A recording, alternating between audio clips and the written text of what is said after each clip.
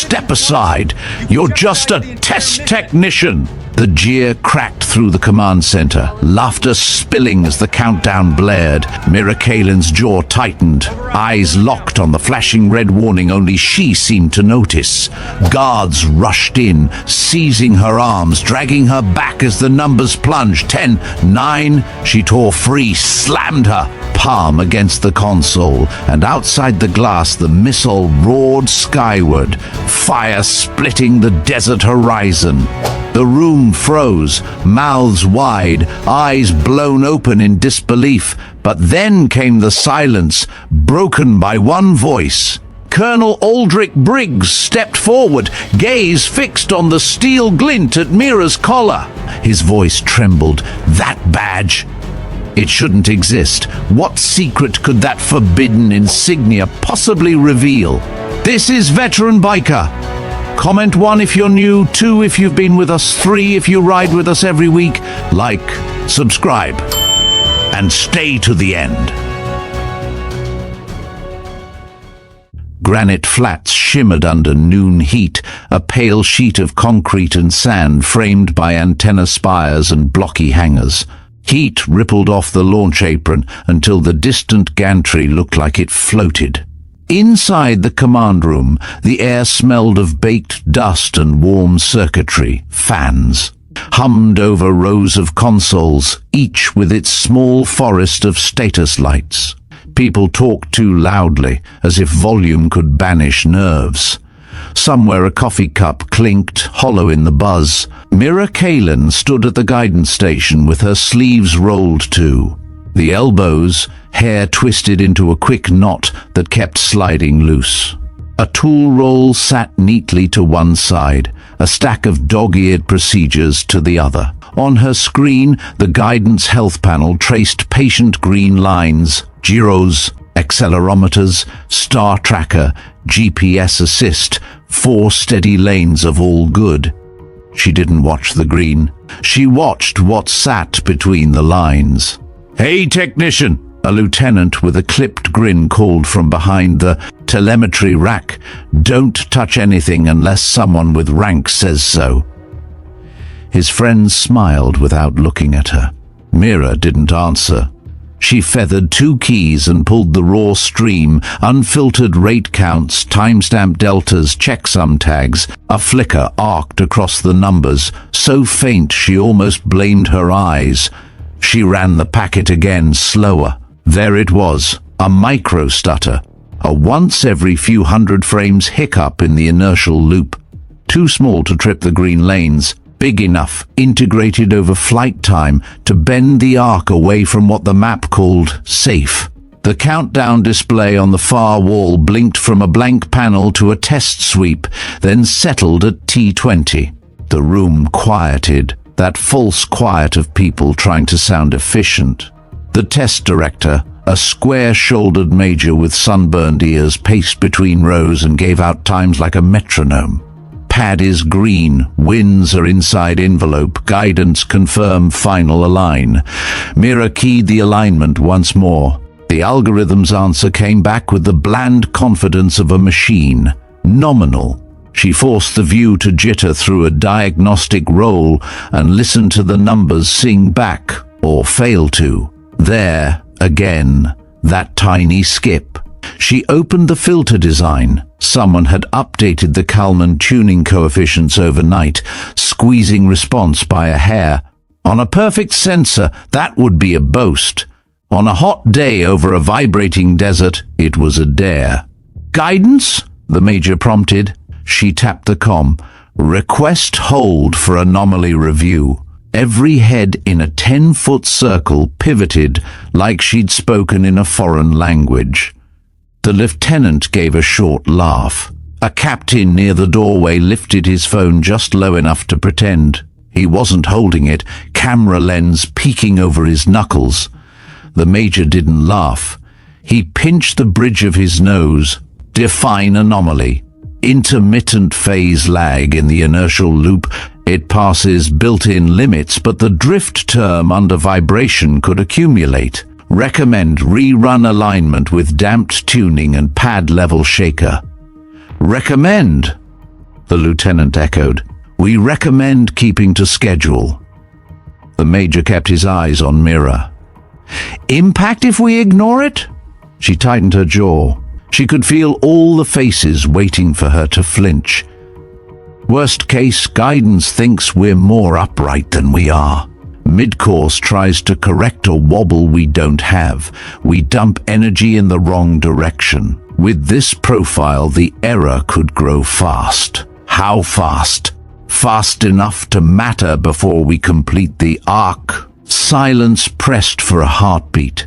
Then the major's gaze flicked to the timeline, already devouring seconds. "We're not rewriting filters at T18. He touched his headset. "Range, hold your questions. We'll proceed." The laughter came back, softer now, like a draft under a door. The captain with the phone angled it a fraction higher. The red recording dot ghosted across the glossy screen. Mira saw her own reflection in it for an instant, a woman with a smudge of thermal paste on her cheekbone and a look people mistake for meekness because it isn't loud. She brought up a black-on-white text console that most people in the room had never used, the one left over from older days when you spoke to the machine in its first language. She pulled a buffered window of gyro frames and laid them against the Axel stream. She did not blink. The skid was there, sly as a snake in brush. If the board cared more about theater than thresholds, it wasn't because physics would be impressed. "Ma'am," said a security NCO from the doorway, courteous voice wrapped around a warning. "We, LL, need you to keep your hands off control surfaces until the director calls your station." Mira nodded without looking up. She wasn't on the control surface. Not yet. She took her hands off the keys, let the graph scroll by itself, and lifted the handset to the internal circuit. "Guidance to director," she said, faster now, because polite had failed. "We need 1 minute for a damped alignment. It's a menu call, not a refit. If the filter clamps under pad vibration, we clear it here instead of chasing it at altitude." "T17, the major said, as if the numbers themselves were an argument. "Pad crew reports gantry retracting. All stations stay in lane." "Sir," Mira said, and in that one syllable burned the memory of the first time someone told her to stay in lane, and the last time she paid for stepping out. "If we light with that tuning, you're betting the desert is kinder than math." The lieutenant muttered something about drama. The captain's phone rose another inch. Out on the apron, the gantry arms crawled away from the slender white body of the test vehicle. The sun lit its skin until it seemed more sculpture than weapon. A heat shimmer slid across the glass in front of the command room and turned the rocket into a mirage. Telemetry chimed, GPS assist locked. The star tracker reported catalog ready. The green lanes smiled their fixed smile. Mira opened the pad vibration feed and injected a test pulse. It was not a proper shaker, not at this late hour, but it would tell her whether the bad note came from the song or the hall. The trace spiked, damped, rang once more, and there, right there, the inertial loop tripped its tiny delay like a child on a step. She could taste the copper of adrenaline. "Director, anomaly confirmed under simulated vibration. We are 1 toggle away from compensation."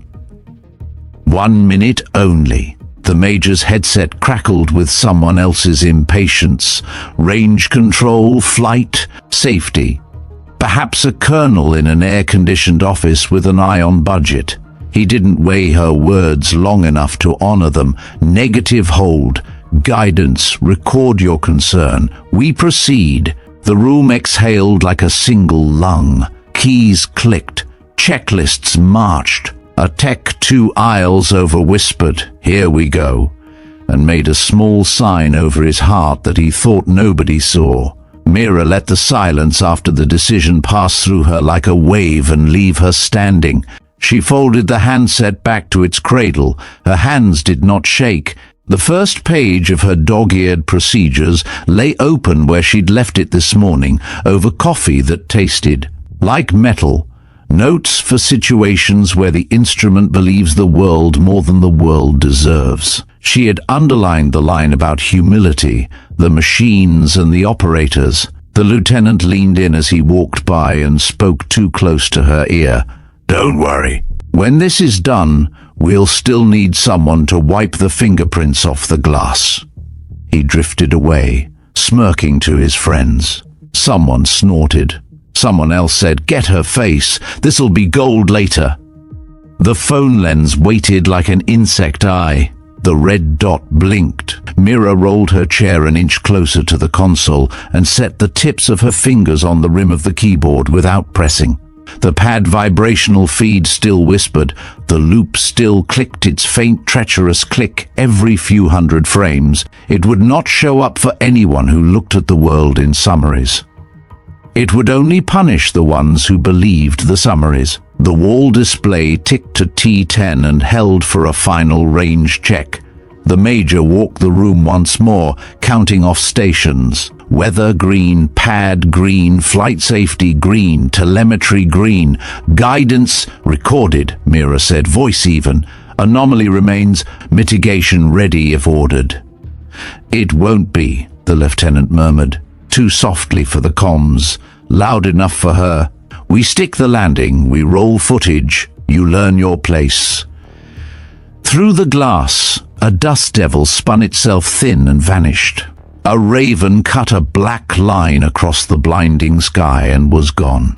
Somewhere under their feet, pumps spun propellants through cold veins. The rocket looked smaller than it did in training photos, and somehow more dangerous for that smallness. The young private who had been moving cables 2 hours earlier drifted near her station now, as if by accident.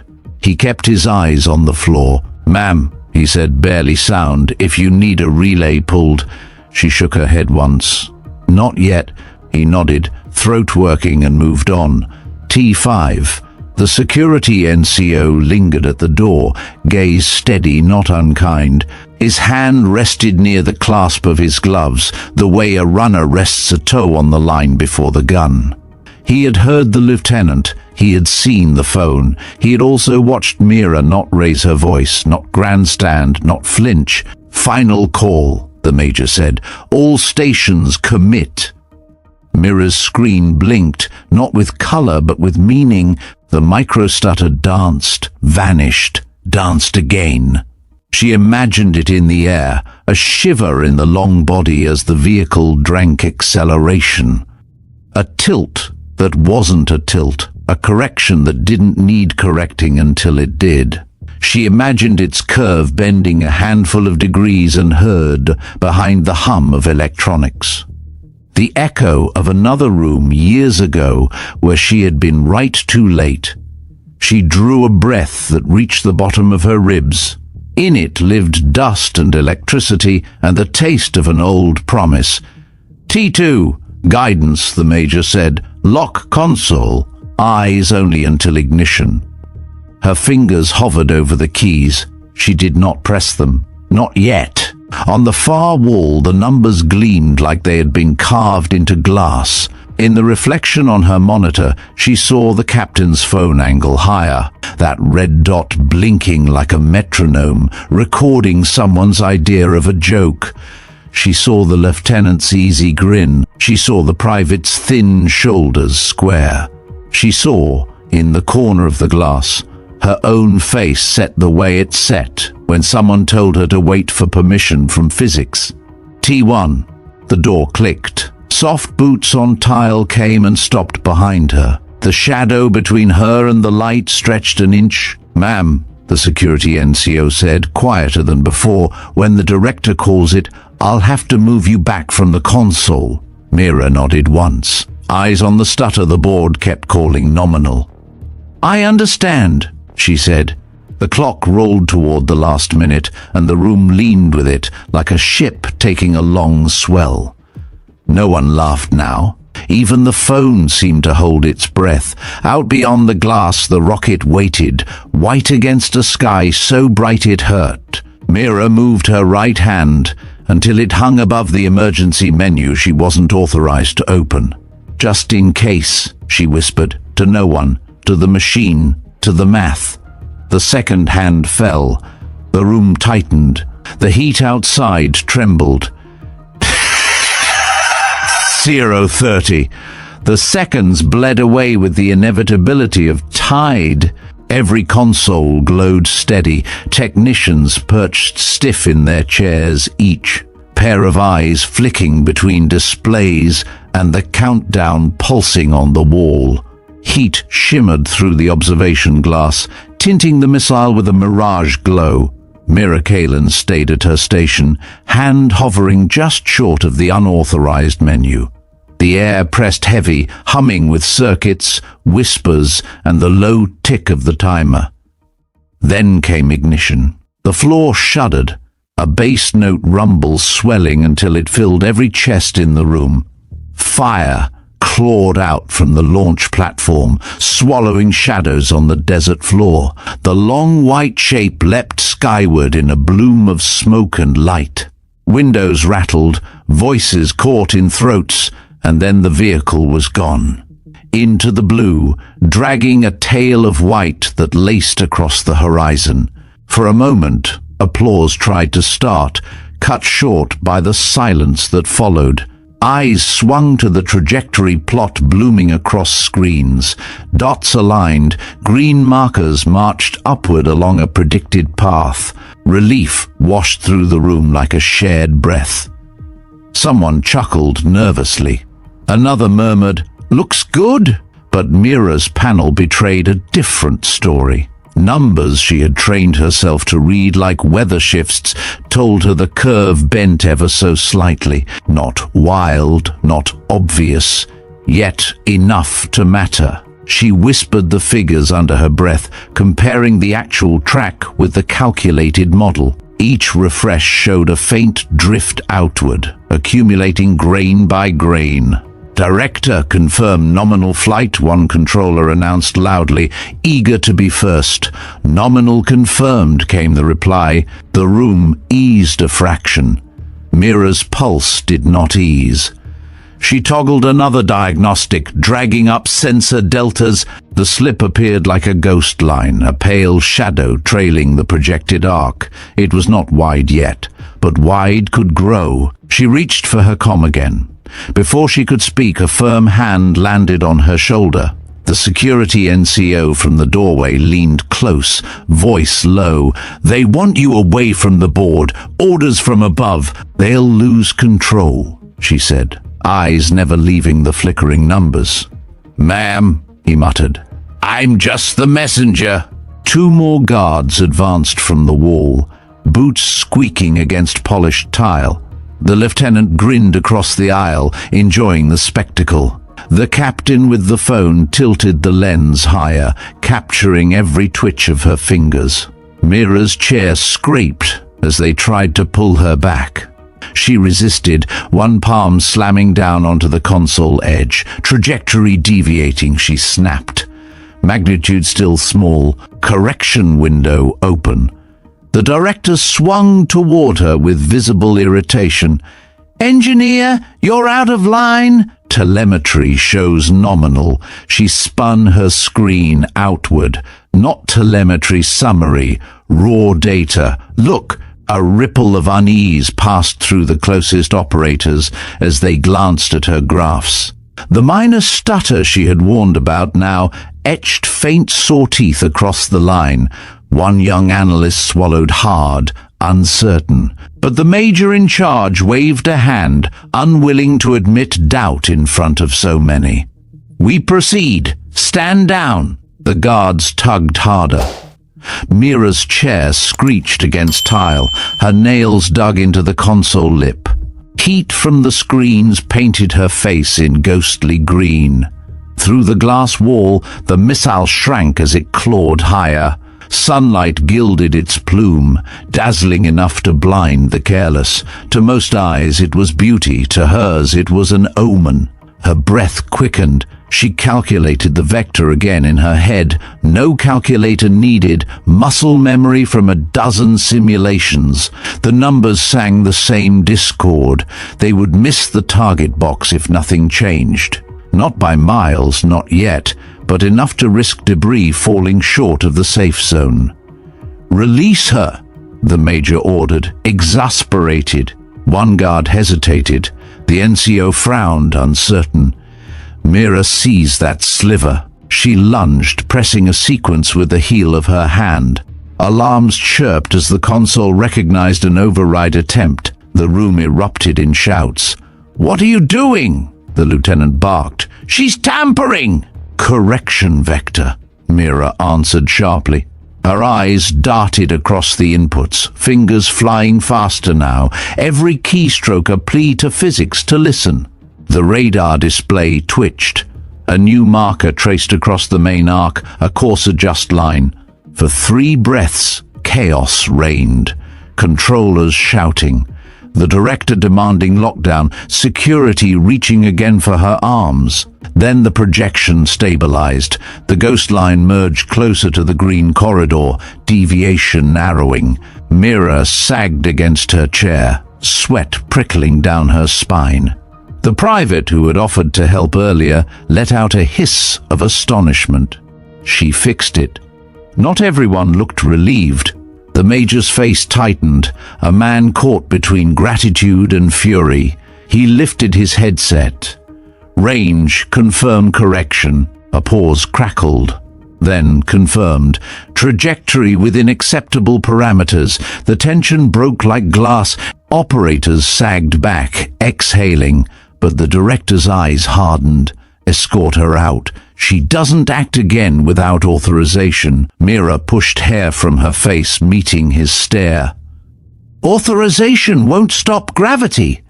The guards gripped her arms. This time, even the NCO did not intervene. They pulled her back from the console as murmurs rustled through the room, half in awe, half in judgment. Colonel Aldrich Briggs had entered quietly during the commotion, his boots soundless on the tile. Now his presence became known. Tall frame casting a shadow over the nearest station. His gaze swept the graphs, then stopped on Mira. She felt his eyes before she saw him. A weight pressed the air. She turned, and in that instant, her collar shifted. The small metal insignia, long hidden under fabric, caught the overhead light. Steel glinted. A symbol engraved with lines no one outside certain circles should recognize. The colonel's expression fractured. A man who had carried calm through decades of classified launches suddenly froze. His lips parted, words escaping almost against his will. That crest, "You're not supposed to have it." The room stilled, even louder than silence before. The lieutenant's smirk slid away, replaced by confusion. The captain lowered his phone, uncertain. Every operator stared, not at the screens anymore, but at Mira's collar.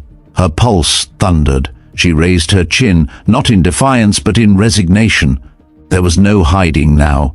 The colonel stepped closer, eyes locked on the badge. "Explain yourself." But she said nothing. The only sound was the fading roar of the missile overhead, echoing through the desert sky. The command center seemed to shrink around her as every gaze locked on that gleam at her collar. Conversations died mid-word. The rattle of keyboards stopped. Mira Kaelen did not move, shoulders squared though her heartbeat drummed in her ears. The insignia had slipped free for less than a second, but that single flash of steel carried a weight heavier than the roar of the rocket still echoing across the desert. Colonel Aldrich Briggs stood utterly still, his features caught between disbelief and suspicion. He had the kind of presence that bent rooms, his silence louder than any reprimand. Slowly, deliberately, he circled toward her, his boots marking out a measured rhythm against the tile. "Who issued you that badge?" he asked at last, his voice low but cutting. Mira pressed her lips together. She had rehearsed 100 ways to deflect questions like this, but never in front of a room full of officers and analysts. A dozen memories pressed in, half-lit corridors, midnight projects buried beneath layers of clearance, the faces of colleagues who had vanished into rumor after one disastrous test. The lieutenant who had taunted her earlier shifted uneasily, his earlier smugness replaced with unease. "Sir? Maybe it's counterfeit," he muttered, as if needing the colonel to rescue him from the possibility that the technician he mocked was someone far more dangerous. But Briggs didn't look away. He bent slightly, enough to see the symbol more clearly, the etching of a winged crest around a hidden cipher.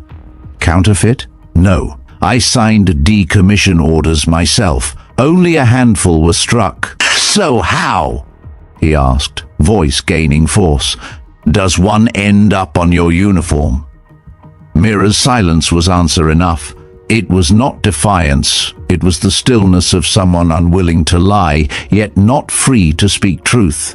The director cleared his throat, eager to restore control. "Colonel, with respect, the test vehicle is still in flight. Perhaps this discussion can—" "Quiet," Briggs snapped, never taking his eyes off Mira. The rocket's trajectory continued on the main display, the path hugging close to the safe corridor she had forced into being. The correction had worked. Yet no one was celebrating. The room felt less like a success and more like a courtroom, and she the accused. The colonel straightened, addressing the room. "Everyone here will treat what they just saw as classified. Not a word leaves this facility." His tone left no room for disagreement. Even the lieutenant dropped his gaze. 2 guards still held Mira's arms. Briggs flicked his fingers. "Release her." They obeyed. She rubbed her wrists, then folded her hands neatly in front of her, as though determined to give them no spectacle.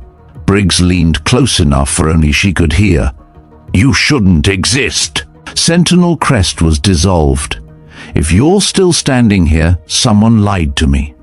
She finally spoke, softly. "Not lied. Forgotten." That single phrase seemed to shake him. Forgotten. The colonel looked away, as if her words struck a part of him he thought buried. Before anyone could press further, a shrill alarm cut through the air. All eyes whipped back to the telemetry wall. A red streak of code scrolled upward. Unauthorized access detected. The young private blurted, "External intrusion!" The director barked for confirmation. A controller hammered keys, unknown source piggybacking through the telemetry relay. They're trying to rewrite guidance mid-flight. Chaos bloomed. Voices overlapped, orders tangled. The lieutenant swore under his breath. Someone shouted for range control. Mira leaned toward the nearest console, scanning the intrusion stream. It was elegant. Malicious code that disguised itself as routine packets, trickling into the missile's onboard brain. If it rooted deep enough, the vehicle could be stolen mid-air. She spoke quickly. "They're tunneling through the downlink handshake. If they overwrite the correction I pushed, the missile won't stay in corridor." The director snapped, "How do you know that?" Briggs answered for her, grim, because she was one of the engineers who wrote the original handshake protocol. The room froze again. Then the private whispered, "Then she's the only one who can block it." Briggs met her eyes. "Kaelen, stop them!" For the first time, authority gave her what she needed, permission. She dropped into the chair, fingers slamming across keys. Screens filled with hex dumps and raw time codes. She typed without hesitation, eyes flicking in patterns too quick for anyone else to follow.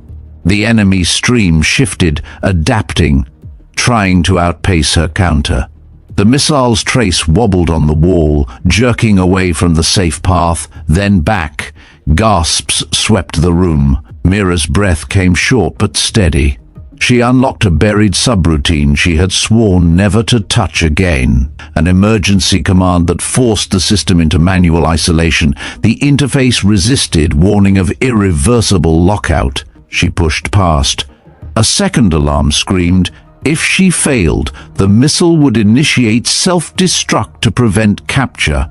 Operators clutched their headsets, sweat on brows. Briggs stood immovable behind her chair, jaw set. Lines of code cascaded. Mira whispered the sequence under her breath like a prayer, pressing final keys. The feed stuttered, then snapped back. The hostile stream severed. On the big display, the missile's path steadied, sliding true once more. The room erupted in shouts, a mix of relief and awe. Some clapped shoulders, others simply stared. Mira leaned back, exhausted but upright.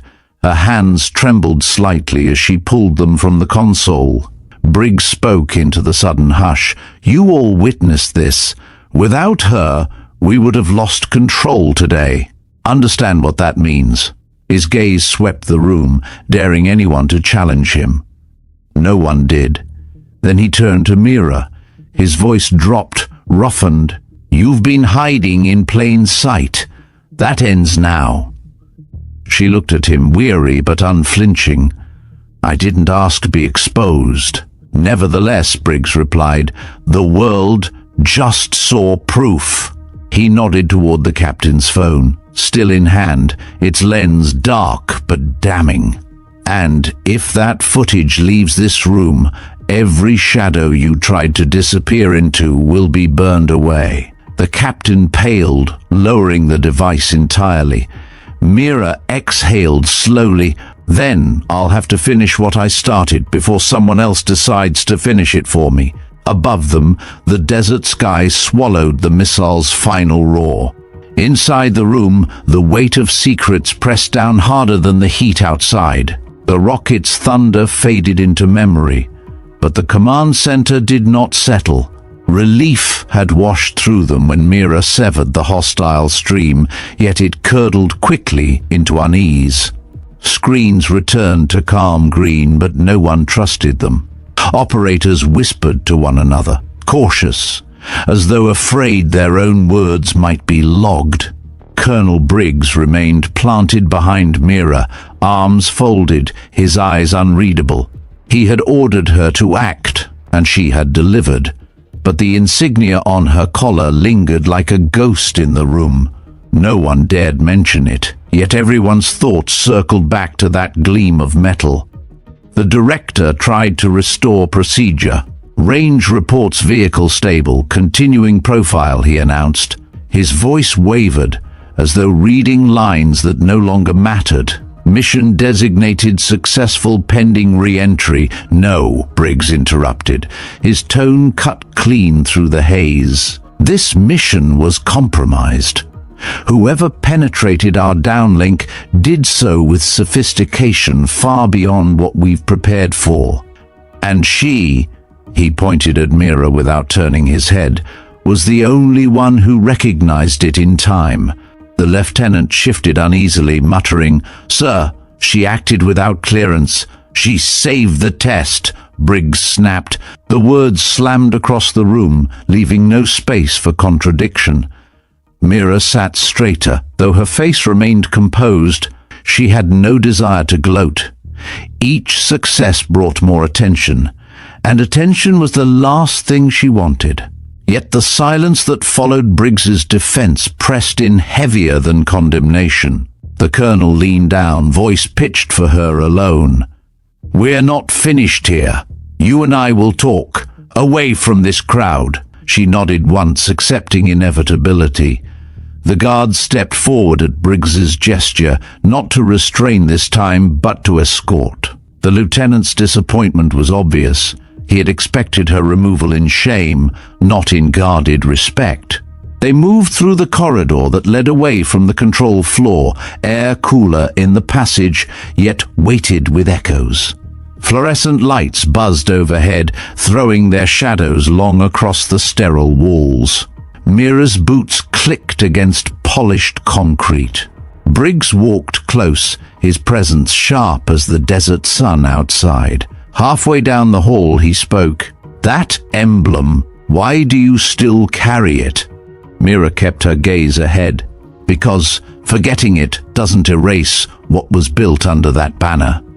Briggs studied her profile. Sentinel Crest was terminated after Caldera. "I signed the burial myself. No survivors were listed." "I was never on the list," she answered, voice quiet but steady. "Someone needed a scapegoat. I was convenient." They reached a secure door. Briggs keyed it open himself, ushering her inside. The chamber beyond was smaller, lined with soundproofing panels, a conference room repurposed for secrecy. He closed the door with deliberate force. "Sit." She remained standing. "Ask, and I'll answer what I can." Briggs regarded her for a long time before speaking. "That incursion, was it coincidence, or were they aiming for you?" The question pierced deeper than she expected. Mira breathed slowly, collecting thoughts. The exploit they used was tailored for the original protocol. Few would know how to craft that stream unless they'd studied our architecture closely.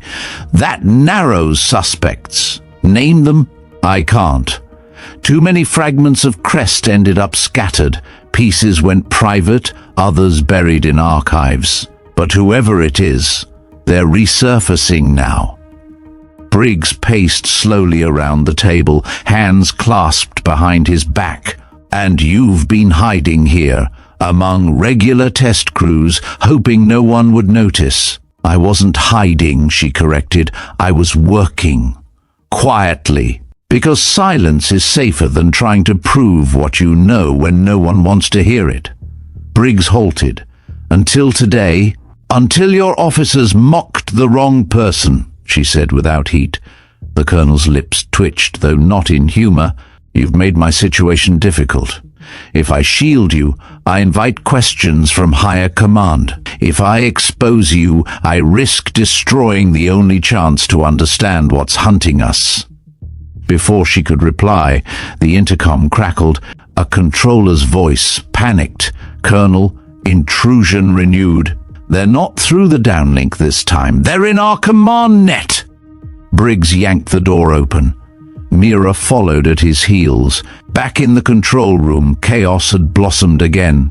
Consoles flickered with static, error codes bleeding across once stable displays.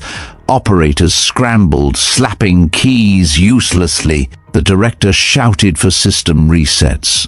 The private near telemetry shouted louder, "They're overriding our own boards!" Mira scanned the room once and knew the truth. This was no test of equipment. It was a direct assault on them. Someone outside wanted the facility blind, paralyzed. Briggs barked, "Isolate uplinks now!" "It's spreading too fast," a technician cried. "Root process compromised. Move!" Mira snapped, shoving past to the guidance console. Her hands flew across keys, pulling logs straight from memory buffers before the corruption swallowed them. The code smelled of crest again, twisted, repurposed. Whoever was behind this had stolen fragments of her old team's work and weaponized them. She dug into the colonel, pushing commands at breakneck pace. Warnings screamed across her display. If she failed, the test range wouldn't simply lose the rocket. They could lose every connected node, every archive, every classified store in the facility. The director tried to drag her back. "She'll crash the network!" Briggs shoved him aside with a glare. "Let her work." The intrusion surged like fire racing through dry grass. Mira slammed a final command, invoking a buried watchdog program she had written years ago as a safeguard. The entire room went black. Screens died. Lights flickered out. For 3 seconds, only heartbeats and frantic breathing filled the dark. Then, one by one, systems rebooted. Displays returned, this time clean. Error codes gone. Intrusion severed. Gasps and cheers burst out together. Some clutched each other, unable to believe they still had power. Others stared at Mira as though seeing someone both alien and essential. She straightened, drained but unwavering. "You're safe for now. But they'll try again. Stronger." The colonel stepped forward. His eyes reflected both pride and dread. "You just proved Sentinel Crest never really died. The question is, what else did you bring back with you?" Mira held his gaze, saying nothing. Around them, the room buzzed with confusion, but between her and Briggs stretched a silence heavy with recognition. At last, he spoke quietly. "From this moment, you're no longer background staff, you're part of my detail. And until I decide otherwise, no one outside this room knows the truth." Mira inclined her head. She had traded invisibility for exposure, anonymity for responsibility. The badge at her collar no longer hid in shadow. It blazed beneath the fluorescent lights like a challenge. And somewhere beyond Granite Flats, whoever had tried to seize their missile now knew exactly who had stood in their way. The aftershock of the blackout lingered long after the screens had blinked back to life. Operators moved with cautious urgency, speaking in clipped tones, afraid that even their voices might feed into some unseen breach. The air smelled faintly of ozone, like a storm had passed through wires. Colonel Briggs remained rooted at the center, his presence a steel anchor. Mira Kaelen stood close, drawing sidelong looks from those who now knew she was not the anonymous technician they had once dismissed. The insignia at her collar caught the fluorescent light again, and though no one dared speak of it, the gleam reminded them of a truth they wished they could unsee. "Lock down the uplink trunks," Briggs ordered, his tone brooking no delay. "No relays left open, no wireless beyond this room. We rebuild from isolation." The director moved as if to protest, but thought better of it. Pride had no place now. He began shouting instructions down the line. Keys clattered, commands executed, firewalls raised like hastily thrown barricades. Mira leaned toward Briggs. That attack wasn't a probe. They knew exactly where to strike. He nodded grimly. "Which means they've had access before." The implication sent a ripple through her chest. If an adversary had infiltrated once, they might have been listening for months, years even. All the while, people inside had laughed at her caution. A young analyst approached, tablet trembling in his hands. "Sir, we recovered fragments of the hostile code before the reset. It's advanced, layered with signatures we don't recognize." He glanced nervously at Mira. "But some of the structure matches old defense research patterns."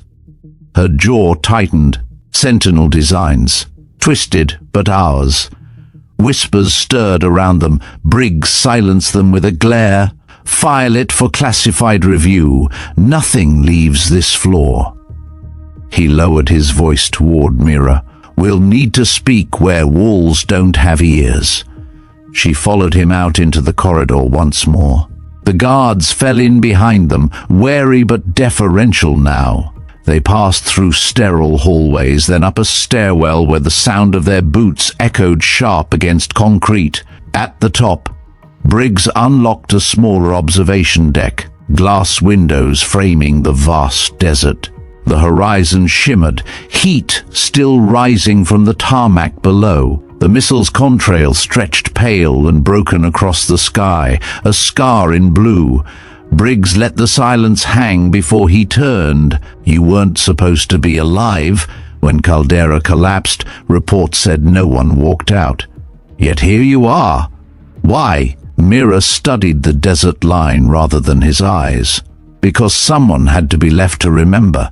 They chose me to bear the mistake, to vanish in place of those who couldn't face it. I was written off so they could close the books. And you carried the badge. "I carried the truth," she corrected softly. Briggs paced a slow line across the room. Do you understand what it means that the breach code carries Crest's fingerprints? Somewhere, someone is using our ghosts. Either a traitor survived, or pieces of our work were stolen and cultivated. Both are possible, Mira admitted. Fragments of Crest were scattered into too many hidden corners. I tried to track them once, gave up when no one listened. His gaze hardened. They'll listen now. She turned to him finally. And what will you tell them? That a program they buried has crawled back from the grave? That the scapegoat they threw away is the one plugging holes they created? The colonel's expression remained stern but not unfeeling. I'll tell them the truth I saw with my own eyes, and I'll fight for what comes next. But make no mistake, you've painted a target on yourself. Mira gave a tired smile. That target was painted long ago. You're only seeing it now. The intercom in the wall crackled. Colonel, urgent range control reports, attempted access on external comm arrays. We think they're mapping us. Briggs strode to the door. Stay here. Mira shook her head. If they're mapping, it's not passive. They'll strike again soon. He regarded her for a beat, then gestured her along. Fine. But understand, from here on you're visible. No more shadows. They descended back into the bustle. The facility thrummed with nervous energy, soldiers running cabling, technicians pulling plugs, analysts huddled over streams of data. It looked less like a test site now, and more like a fortress bracing for siege. As they entered, the lieutenant who had mocked her earlier snapped to attention, trying to mask his shaken pride. He muttered something about orders carried out, but Briggs ignored him. At telemetry, the private raised his hand. Sir, intrusion attempt routed through satellite bounce. Hard to trace, but origin isn't domestic. Whoever's behind this is masking deep, then they fear exposure as much as we do, Mira said. She studied the data lines, eyes narrowing. But fear makes them dangerous. They won't stop until they break us, or until they know we can break them back. Briggs issued new commands. Double security, scrub every system, isolate archives. Yet, as he spoke, Mira saw fatigue creeping into the faces around her. These were skilled operators, but they had not been trained to fight shadows. She had. She turned to Briggs. You can harden defenses, but they'll keep shifting attack vectors. You need someone who understands the bones of their code. He inclined his head. And you're volunteering. I don't need to volunteer, she answered. I already started. Hours bled into evening light. The desert outside glowed bronze, long shadows stretching from antenna towers. Inside, tension never eased. Each time an alert pinged, men flinched, expecting the next assault. Mira worked at the console, rewriting filters, building decoys, laying digital tripwires that might buy them minutes when the enemy struck again. At last, a voice called from comms. Colonel, unidentified, burst on long-range band. Could be a handshake. Everyone stiffened. Mira leaned forward. Put it on my panel. The data scrolled, jagged, half-coded. She recognized the cadence. It's them! They're taunting us! A string of characters appeared at the end of the burst, cryptic, but clear to her. You should have stayed buried. Gasps echoed. Briggs's eyes flicked to Mira. She exhaled slowly, almost a whisper. They know who I am. The colonel placed a heavy hand on the table. Then the fight just became personal. And this time, we're not waiting for them to choose the battlefield. Mira looked at the contrail fading into the dusk sky. Whatever enemy had reached for their systems wasn't finished. Neither was she. The insignia at her collar, once hidden, now felt less like a secret and more like a flag, one she hadn't chosen to raise, but one she could no longer lower. The taunting message still lingered on the screen when silence fell over the control room. No one moved. Even the hum of the servers seemed subdued, as if the machines themselves had registered the threat. Colonel Briggs's hand remained flat against the table, knuckles pale, his jaw taut. Mira Kaelen stared at the characters that spelled out her exposure, feeling the weight of years crash down in a single phrase. "They don't just know our systems," she said finally. Her voice was low, steady, but it cut through the room like a blade. "They know me." Briggs turned, his gaze sharp. "Then they'll aim every strike at the weak points they believe you left behind." The lieutenant, emboldened by fear, muttered, "Maybe they're right. Maybe she's the reason they're in at all." Briggs's head snapped toward him. The reprimand was unspoken but lethal. The lieutenant swallowed his words. Mira didn't flinch. She had heard worse, and she had learned not to waste breath on proving innocence. "Colonel," said the director, voice clipped, "if this continues, the entire range will be compromised. We need higher authority." "No," Briggs cut in. "We'll contain this here. If Command learns the breach code carries Crest architecture, they'll shut us down before we trace it. We need evidence first." Mira folded her arms, weighing her next words. "Then we bait them. Let them think we're blind while we watch every step." Eyes swung toward her, half doubtful, half desperate. Briggs nodded once. "Show me how." She returned to her station, fingers brushing across the keyboard like a pianist poised at the opening note. "We build a decoy net. Give them false telemetry to chew on while we plant hooks to trace their path back." "Too risky," the director objected. "If they realize they already know who I am," Mira said flatly, "there's no turning back." Preparations began at once. Technicians rerouted feeds under her instructions, creating phantom consoles that mirrored genuine systems but led nowhere. Mira coded swiftly, layering misdirection, weaving false trails like a hunter shaping snares. Operators around her watched in silence, the rhythm of her keystrokes unnerving in its precision. The sun slid lower, spilling amber light across the desert. The antenna towers outside stretched long shadows across the sand, and the facility lights hummed alive in anticipation of nightfall. Inside, the tension only deepened. At last, the private at telemetry spoke up. "Contact. They're back." The room braced. Red lines crawled across Mira's decoy network, probes darting like fingers through locks. She allowed them to spread, careful not to appear resistant.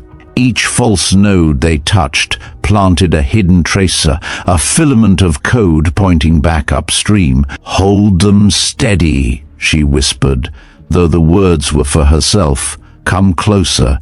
Take the bait." For minutes, the center of the room was nothing but the glow of screens and the quickening breath of those who waited. Then, on Mira's secondary display, faint coordinates began to form, tiny echoes of origin bleeding through the enemy's camouflage. "I've got fragments," she announced. Not full location, but narrowing fast. Briggs leaned over her shoulder. "Where?" "Eastern Seaboard Relay," she answered, fingers darting. "Civilian infrastructure piggybacked. They're bouncing through foreign gateways, but the route trace..." She paused, eyes narrowing. "Closer than I thought. Too close." Before she could finish, the hostile code shifted violently. It surged down paths she hadn't anticipated, slamming against the decoys with raw force. Warnings screamed. "They've realized they're being tracked," Mira snapped. "They're trying to burn the trail." The decoy network lit up red, collapsing node by node. Sparks of code scattered like embers. Technicians cried out as screens flooded with errors. Mira's pulse hammered, but she pressed on, yanking what fragments she could before the trail vanished. Then, just as suddenly, everything stilled. The hostile stream cut off. Consoles returned to blank normalcy, eerie in their calm. The private exhaled shakily. Gone. Just gone. But Mira's display still glowed with a single captured coordinate. She stared at it, lips parting. Briggs caught her reaction. "What did you find?" Her throat tightened before she forced the words out. "The trail leads back to a facility once marked as abandoned. A crest-black site." A chill ran through the room. Everyone knew what it meant. Whoever was attacking them wasn't an outsider stealing scraps. It was someone who had lived inside the program, someone who had survived the purge just as she had. Mira looked at Briggs, her face stripped of any mask. "I wasn't the only one left." The colonel's silence was heavier than anger. At last he said, "Then we're not fighting ghosts, we're fighting our own." The revelation rippled through the command floor. The lieutenant stared pale-faced at the insignia on Mira's collar, as though seeing it anew. The captain with the phone put the device down entirely, no longer interested in mocking footage. Even the director bowed his head, unable to argue. Briggs broke the silence.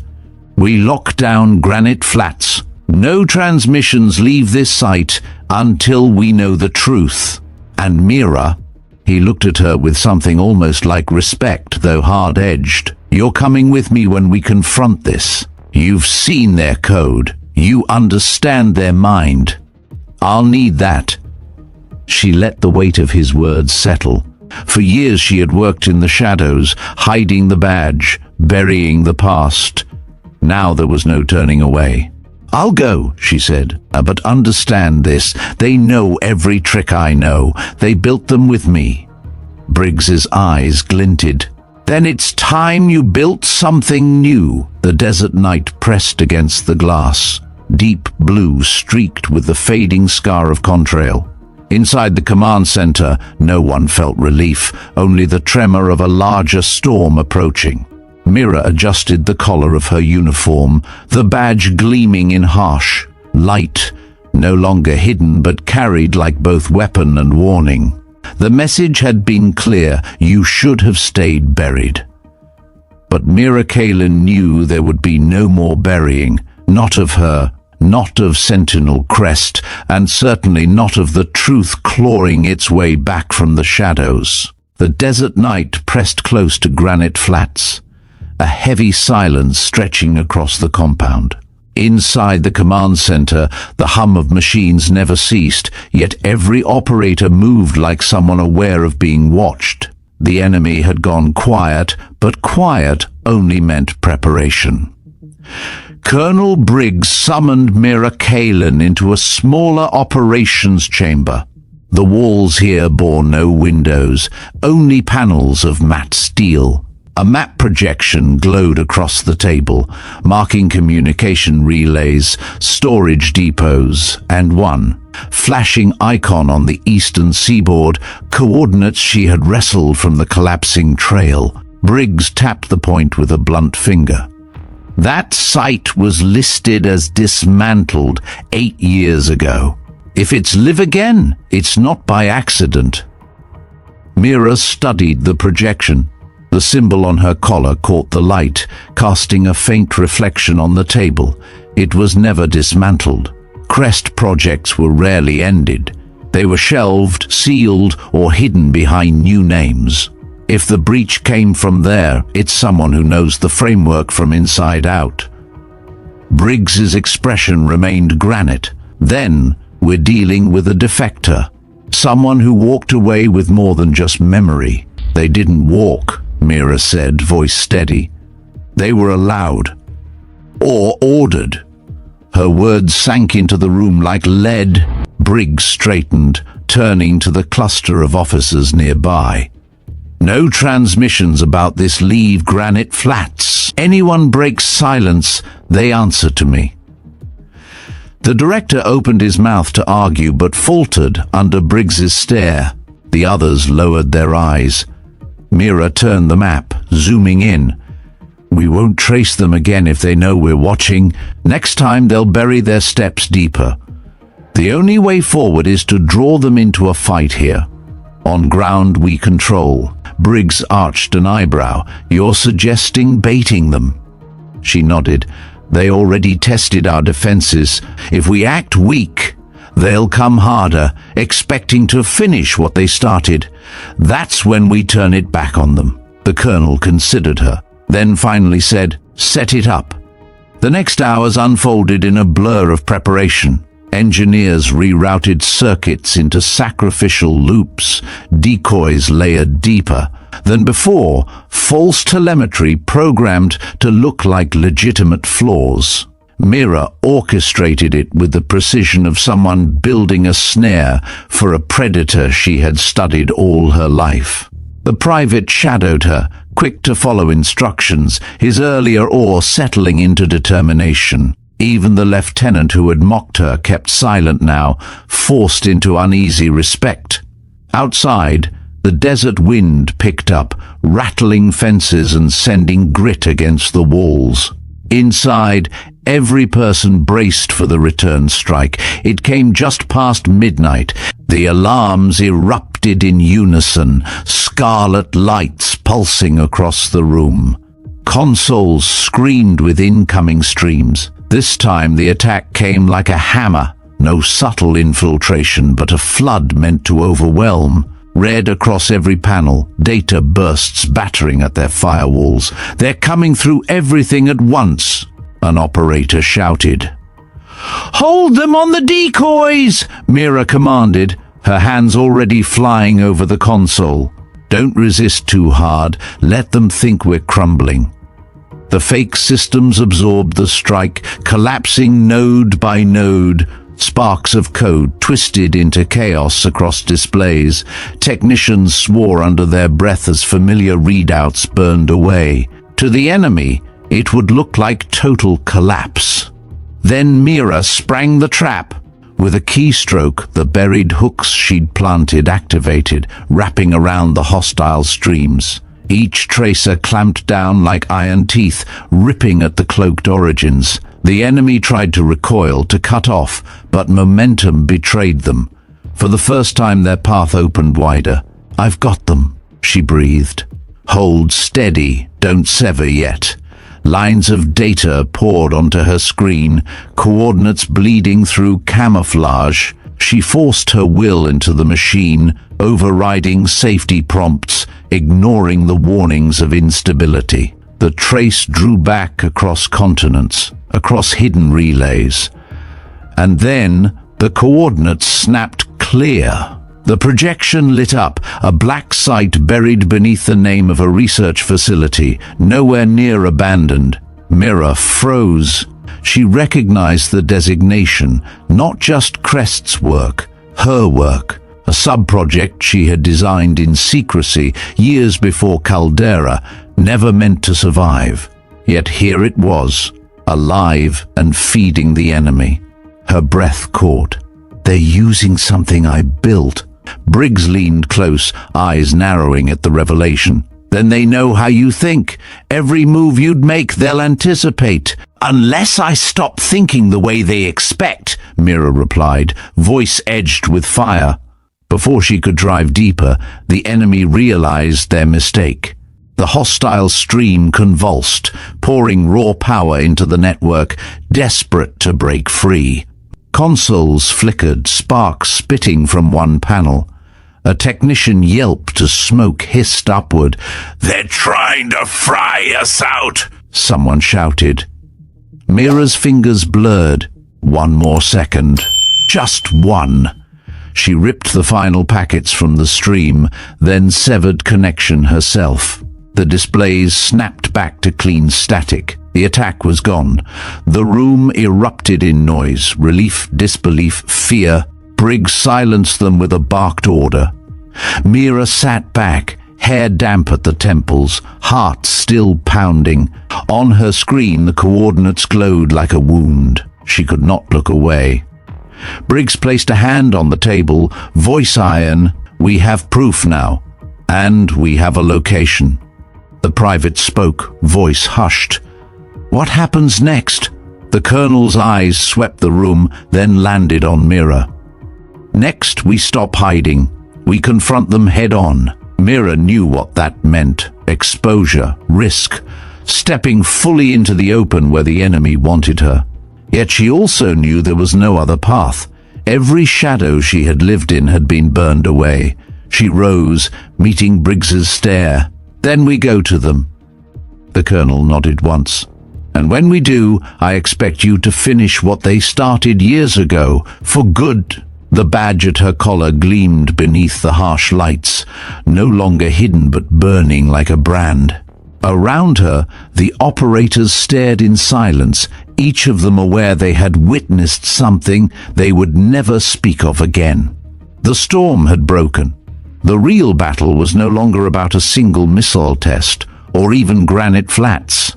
It was about ghosts given flesh, about the past refusing to die, and Mira Kaelen, whether she wished it or not, stood at the center of it. Night had settled thick over granite flats, the desert beyond the wire shimmering faintly under a rising moon. Inside the compound, no one thought of sleep.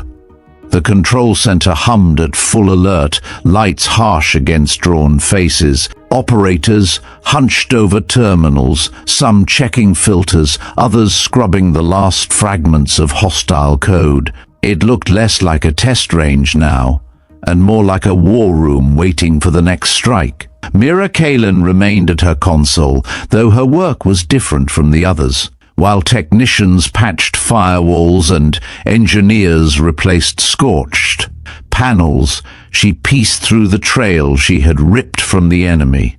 Her screen showed coordinates blinking in quiet defiance, each one linked to a facility she had once believed gone. The glow on her face revealed little, but her mind churned. Every line of code she reviewed whispered reminders of buried projects she had thought never to see again. Colonel Briggs approached, steps heavy but measured. He stood behind her chair without speaking, watching the scrolling strings she manipulated. Finally, his voice broke the tension. "How certain are you that site is active?" Mira leaned back, weary but sharp. The code didn't just originate there. It carried modules only that location ever tested. Whoever's running it isn't copying from scraps. They have access to the full library. Briggs exhaled through his nose, gaze fixed on the glowing map. Then it's not an intruder scavenging old bones. It's Crest, alive in another skin. The lieutenant lingered nearby, uneasy. He wanted to argue but dared not after the last hours had shredded his certainty.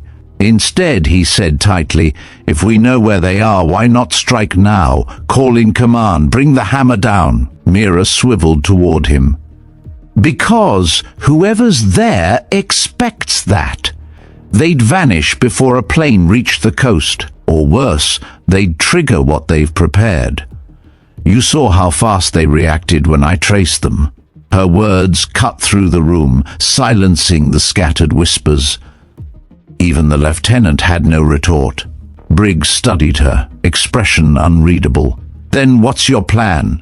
She hesitated. All eyes leaned her way.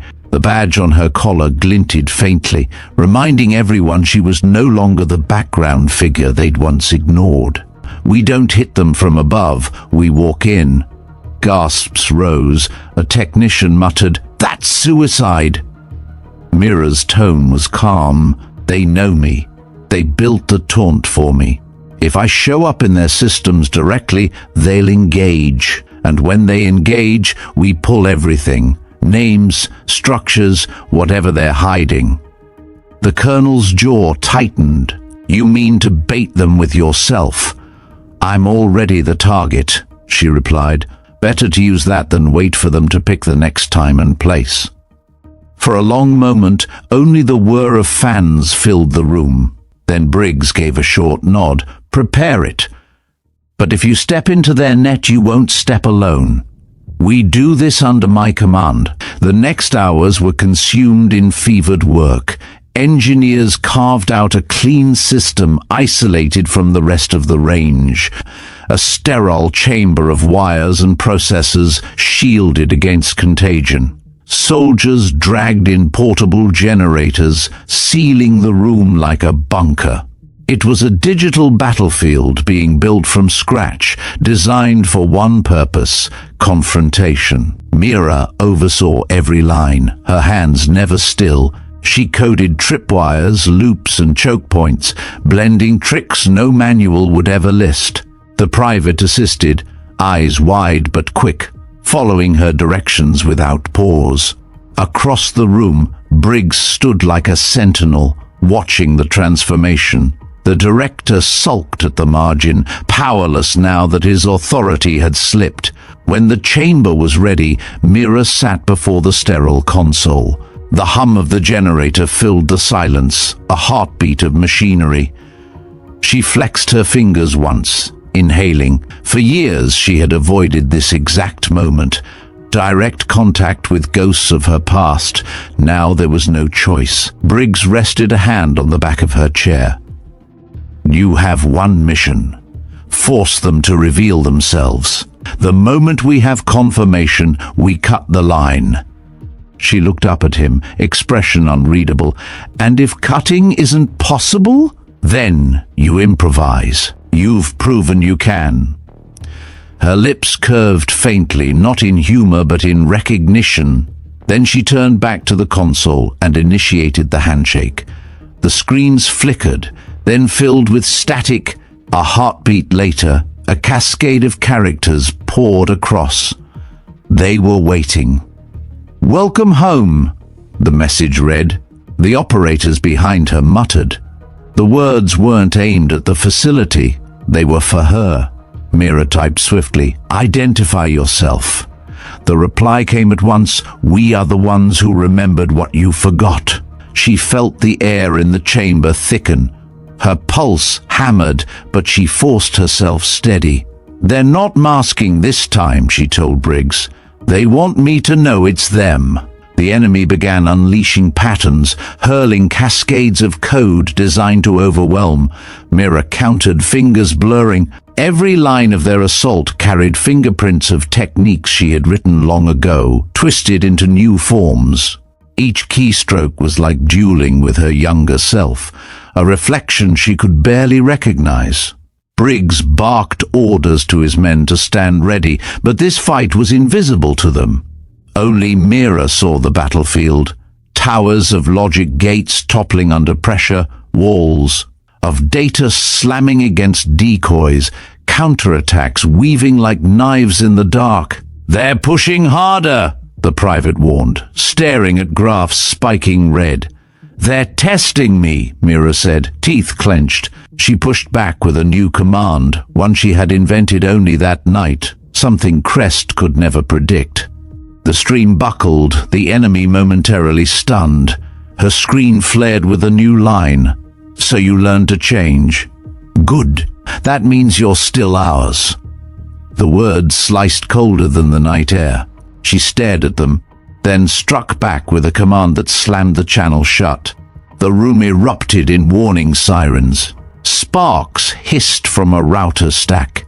But then, through the smoke, the enemy's final signature appeared on a screen. Coordinates burned into the log before the stream died. Mira sagged against the chair, lungs heaving. She had forced them to reveal another layer of themselves, but at cost. The system was scorched, smoking from overload. Briggs gripped her shoulder. "You did it!" She shook her head. "We forced them to show a piece, not the whole." "Where?" Her eyes met his. "Not far from where Crest began. They've built a citadel from the ashes." The operators crowded closer, stunned. The private whispered, "Then it's real. They're alive." Briggs straightened, his voice hard. "Then that's where we go next." The badge at Mira's collar glinted in the bunker light, no longer a secret, but a declaration. She had walked willingly into the fire, and the fire had answered her name. Now there was no returning to shadows. The battlefield had been chosen, and the ghosts of Sentinel Crest were waiting. The coordinates burned in Mira Kaelen's mind long after the last flicker of code had vanished from the console. Around her, technicians scrambled to replace scorched boards, the smell of singed wiring clinging to the chamber. The colonel had dismissed most of the operators, leaving only a skeleton crew. Granite flats felt hollow, like the breath had been drawn from its walls. Briggs stood near the observation glass, arms folded, his silhouette harsh against the desert moon. "They wanted you to see that location," he said at last. "They weren't careless. It was an invitation." Mira rose slowly, rolling stiffness from her shoulders. "Not an invitation, a challenge. They're daring us to come to them because they think we won't." The colonel turned, eyes narrowing. "But you will," she gave a faint nod. There was no denying it now. Every strike, every whisper from the network had been aimed at her. Whoever commanded that black site wanted her drawn into the open, perhaps to capture, perhaps to recruit, or perhaps to end what had been left unfinished years ago. The lieutenant, who had lingered near the door in silence, finally spoke. "Sir, if we even consider going to that place, we need authorization from higher command. Moving on a black site without clearance is treason." Briggs's response was a bark of bitter laughter. "Authorization? You think the same bureaucracy that buried Crest will give permission to uncover it again? If we wait, they'll erase every trace before daylight." Mira watched the exchange with detached calm. "He's right about one thing. The moment we move, the weight of secrecy becomes heavier than the enemy itself. We won't just fight them, we'll fight the silence our own people impose." Briggs faced her. "Then we do it quiet. We take a team small enough to slip beneath the radar, strike fast, and bring back proof that can't be buried." The private standing near the back swallowed audibly. "And if the proof doesn't come back?" "Then at least command will know it was real," Briggs said. Preparations began before dawn. A handful of chosen soldiers packed light gear, their faces grim as they loaded crates into a transport plane. Mira walked among them, checking equipment with the same care she had once used to test circuitry. She no longer looked like a background engineer.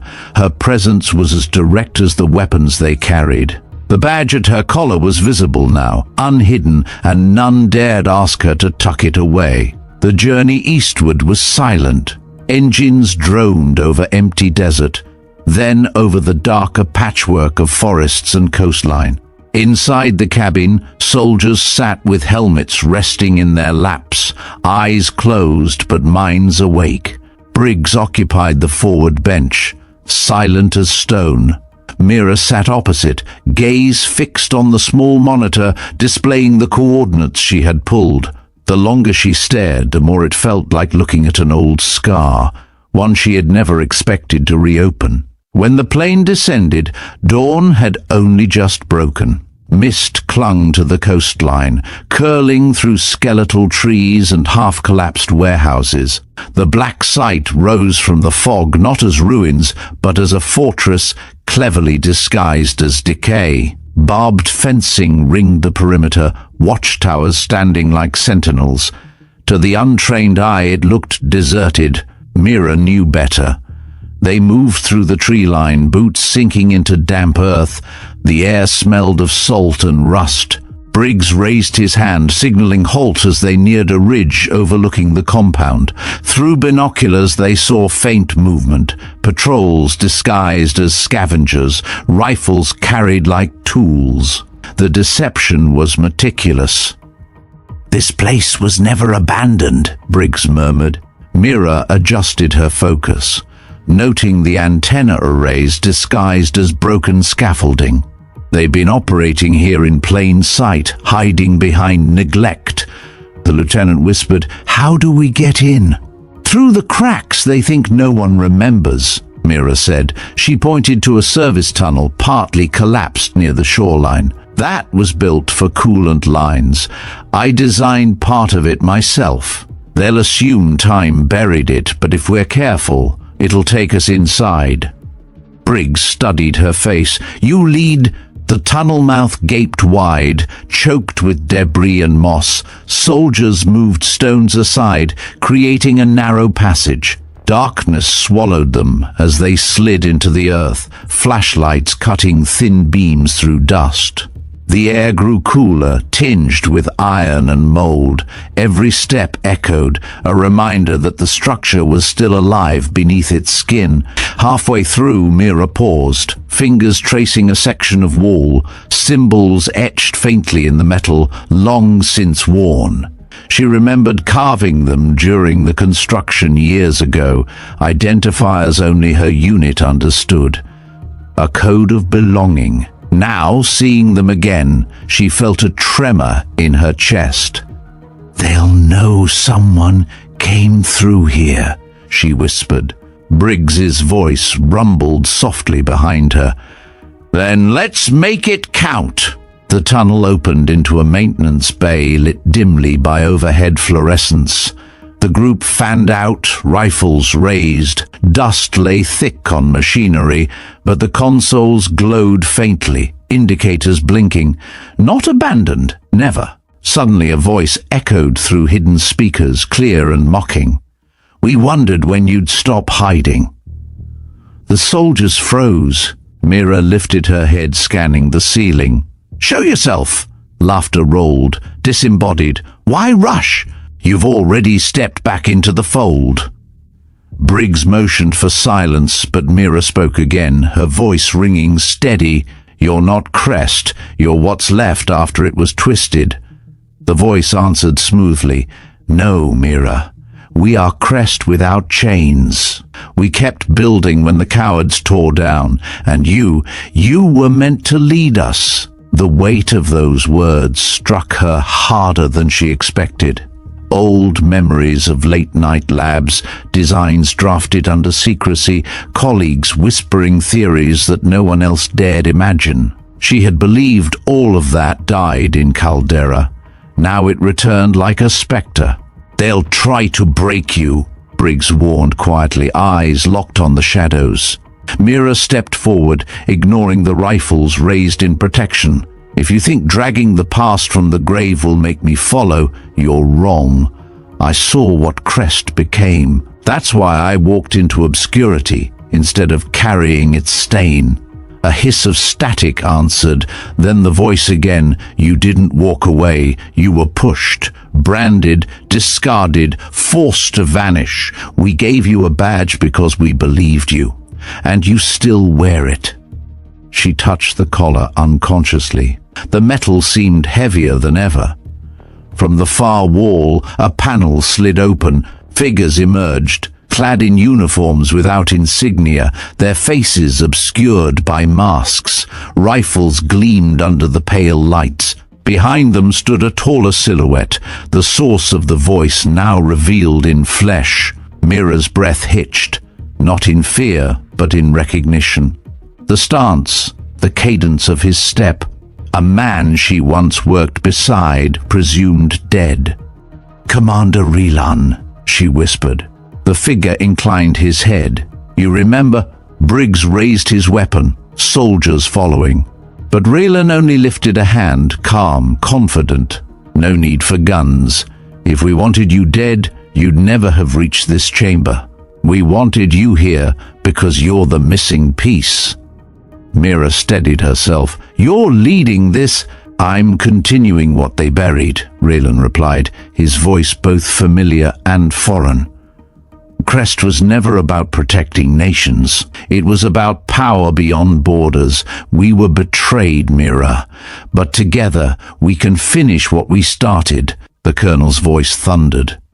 "You hijacked our systems, tried to steal a weapon mid-flight, and you call that continuation? Raylan ignored him, eyes fixed on Mira. They used you, framed you, discarded you, but I remember you were the brightest mind we had. That badge isn't a relic, it's proof you belong to us. The room hung thick with tension, soldiers' fingers twitching on triggers. Mira felt the weight of two worlds pressing down, one she had fled and one she now served. Her reply came like steel. I belong to no one. Not Crest, not you. Raylan's eyes glinted behind the mask. Then you choose to be their pawn again. And that, Mira, will make you my enemy. The lights above flickered, and every console in the bay surged alive. Alarms blared, mechanical doors slamming shut.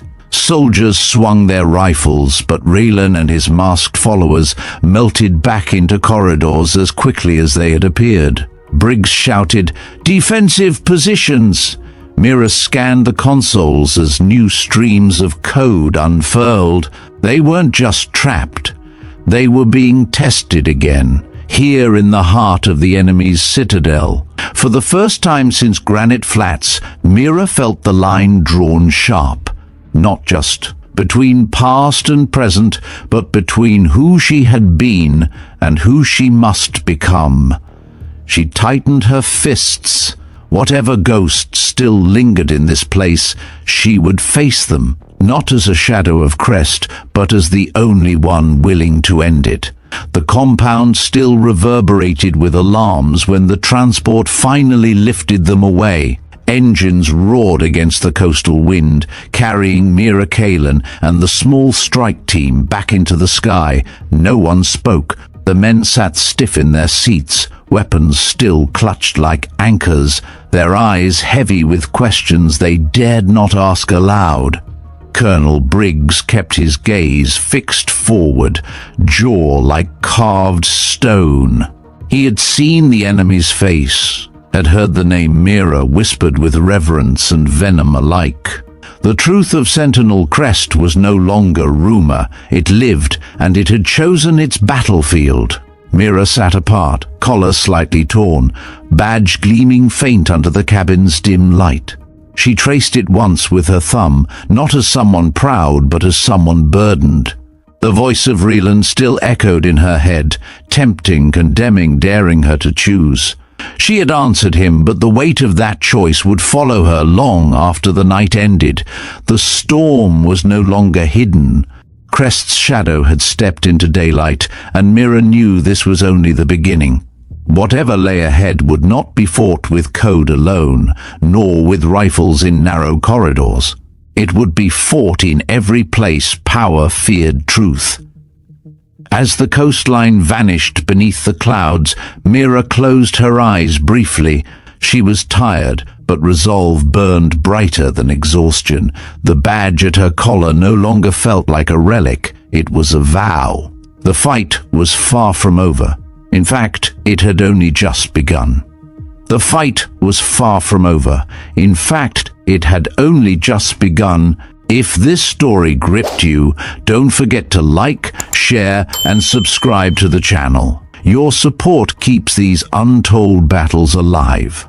Drop your thoughts in the comments. What would you have done if you stood in Mira's place? Stay tuned for the next chapter and stand with us as Veteran Biker continues to reveal the truths hidden in the shadows.